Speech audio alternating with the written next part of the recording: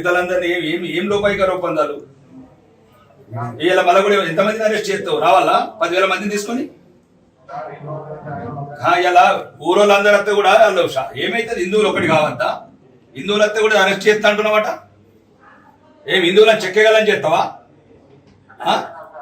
ఇలా మొత్తము వీడీసోళ్ళు విలేజ్ మరి బతకాలి కదా హిందువులు రేపు యూనిఫామ్ నువ్వు కూడా ఉండాలి కదా నువ్వు కూడా హిందువే కదా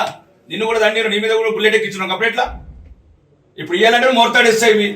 రేపు ఆదిలాబాద్ పోతావు ఆసిఫాబాద్ పోతావు అప్పుడు బుల్లెట్ ఎక్కిస్తారు నీ మీద ఎట్లా నీ మీద ఎక్కియారా ఇవ్వాలంటే నువ్వు మోర్తాడేస్తాయి నీ మీద యూనిఫామ్ ఉంది ఇక్కడ ఎక్కడిదక్కడ ఖండించకపోతే ఇక ఎక్కడ బతుకుతారండి హిందువులు 80% ఉన్నప్పుడు ఈ సమస్యలు వస్తే ఉంటాయి సమస్యలు ఏముంది కొన్ని చిన్న చిన్నవి జరుగుతాయి సంఘటనలు ఒకవేళ ఉన్నాను అనుకుందాం ఇంటర్నల్ గా మీకు ఇన్వెస్టిగేషన్ ఏమైనా దొరికింది అనుకుందాం ఏమైంది ఏం పీకేది ఏమైంది చిన్న మనుషులు అన్నప్పుడు చిన్న చిన్న సంఘటనలు జరుగుతాయి అంతమంది దారుణంగా 40 మంది ముస్లింస్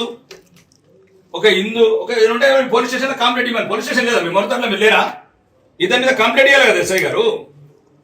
మీరు 307 పెడతారా 302 పెడతారా ఇంకేమైనా మన ఇండియాలో ఉన్న సెక్షన్ అన్ని పెడతారా అని మనము చట్టం ఉంది కదా ఇక్కడ అంటే హిందువులను కొడుతూనే ఉంటారు ఇక మళ్ళీ అందరిని ఒకటి కాకుండా పోలీస్ స్టేషన్ ధర్నాలు కాకుండా హిందువులు ఒకటి కాకుండా మళ్ళీ అట్లా తయారు చేస్తున్నారు మీరు మొత్తం